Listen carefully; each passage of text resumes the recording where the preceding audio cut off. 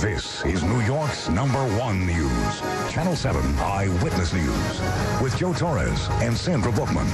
Laura Banke with sports. And Jeff Smith with the exclusive AccuWeather forecast. Now, Eyewitness News at 6.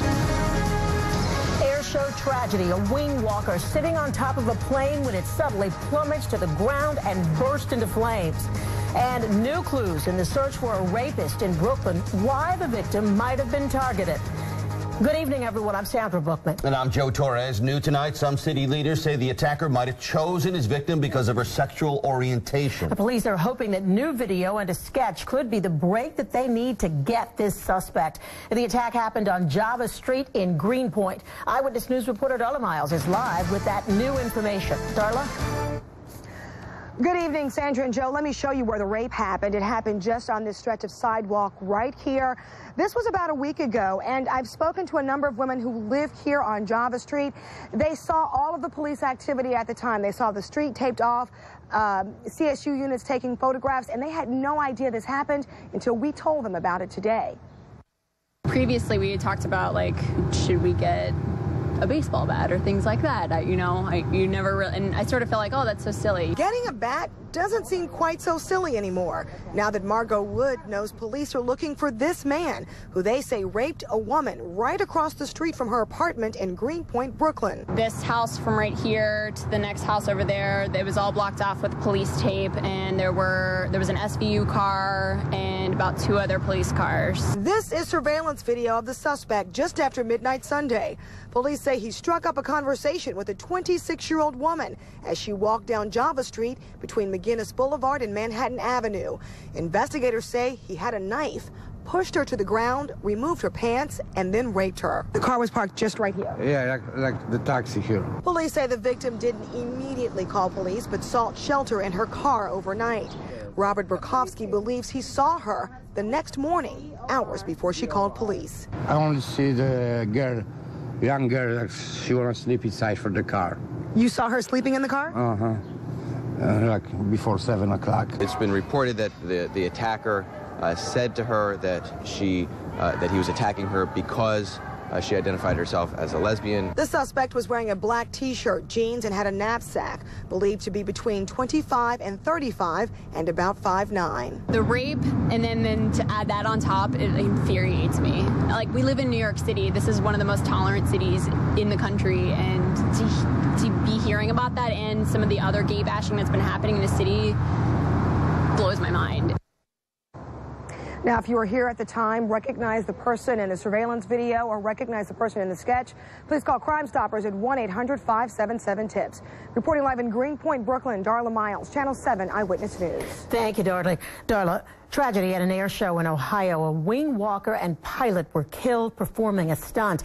A television crew shot videotape of that show in Dayton this afternoon. Because of the graphic nature of the impact, we will not broadcast it.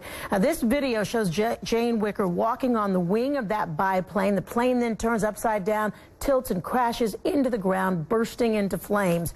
Wicker and the pilot were killed. No spectators were injured.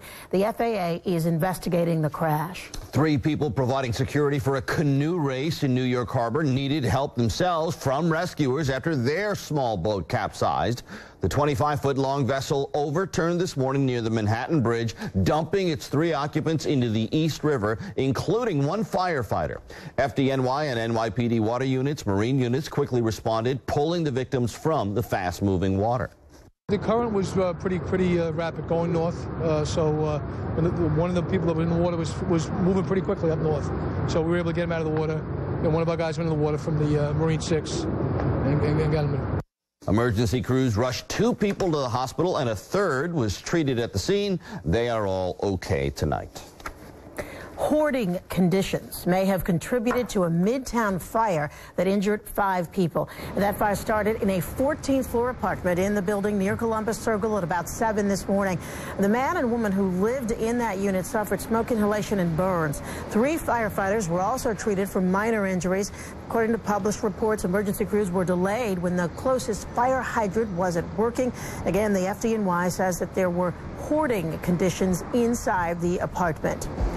Police called to break up a rowdy party on Long Island early this morning, arrived to discover that 3 people had been shot. It happened at a home on Maple Court in Copiague. The 3 victims were treated for non-life-threatening injuries. Suffolk County police say one of the partygoers pointed out the suspected shooter to them, and he was arrested. 25-year-old Teron Sims of Amityville now faces assault and weapons charges. Police are intensifying their search, combing through the home of Patriots tight end Aaron Hernandez. He's the subject of an arrest warrant on obstruction of justice charges involving the murder of his friend, a semi-pro football player. ABC's Chuck Sievertson has the latest developments. The Patriots' Aaron Hernandez is feeling the pressure. State police officers and dogs searched the tight end's Massachusetts home and SUV on Saturday, looking for clues that may help their investigation of the murder of semi-pro football player Odin Lloyd. The 27-year-old was found shot to death on Monday, his body dumped in a landfill not far from Hernandez's house. Neighborhood surveillance video shows the 2 men together just hours before Lloyd died. As for surveillance video inside the house, police say it was intentionally destroyed. That has prompted an obstruction of justice charge. It still needs to be signed by a judge. ESPN's Bob Holtzman has been watching the activity.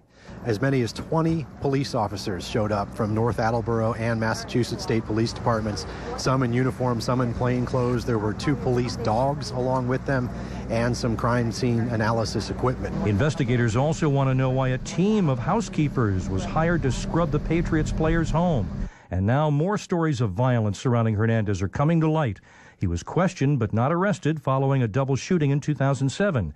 And he is being sued right now for shooting a man in the face back in February. The expectation is that an arrest warrant, if it hasn't been filed already, will be filed sometime soon. So far, Hernandez or his legal team have not commented on the investigation. Chuck Sievertson, ABC News, New York. Community members in Brooklyn are calling on Governor Cuomo to step in after Long Island College Hospital closed its emergency room. Governor Cuomo, save Lich! Governor Cuomo, save Lich! Dozens of people protested outside the Cobble Hill Hospital after it stopped accepting emergency patients. SUNY Downstate Medical Center ordered the LICH to stop receiving ambulances and transfer ICU patients to other facilities. The City Council Speaker Christine Quinn says the move violates a judge's order to keep the hospital open. Lich, in my opinion, and I believe in the courts next week, is in contempt of court. They're clearly in contempt of Brooklyn, and I'm here today to say we will use the full force of the City Council, prepared to go back into court to keep this hospital open. The SUNY Downstate says it closed the ER because there's not enough staff to keep it open. It's an illegal battle to close that hospital, which it claims is financially unsustainable. New York City will start using cameras to catch people speeding in school zones. This morning, the state Senate approved a plan to install the cameras at 20 locations near schools. The Assembly passed the bill yesterday. Mayor Bloomberg praised the legislation, saying it will save lives by encouraging drivers to slow down. The cameras will record license plates, and $50 fines will be sent to the owners of the vehicles recorded speeding. If you're riding the subway this weekend, you might want to give yourself some extra time. 12 subway lines will be affected by construction work. The MTA warns riders to expect delays. We've got more information on all the lines affected at 7 online. Just click on Commuter Alert. New Yorkers and visitors have pedaled 1 million miles on rented city bikes, all since the program launched less than 4 weeks ago. The City Transportation Commissioner announced the milestone today. More than 100,000 people have signed up for city bike memberships, and riders have made more than 385,000 trips on the bikes since May 27th. It is here in New York City the largest bike share program in the country. An alternative for all those delayed subway riders. Yes. Victims of Superstorm Sandy hit with bills for utilities they can't even use. Coming up, the new call to end the fees. Also, they're here, seashells, plenty of them, and fish. You got them. I'm Kimberly Richardson at the Mermaid Parade. Why this year is extra special. And a mega move, a 12-ton magnet winds through our area. Find out what it's for and where it's going. Coming up. In the first weekend of summer, definitely feeling the part here in the tri-state area. We even have the potential for a heat wave in some spots early next week. In the meantime, the supermoon coming up tonight, biggest full moon of 2013. I'll explain in your full AccuWeather forecast.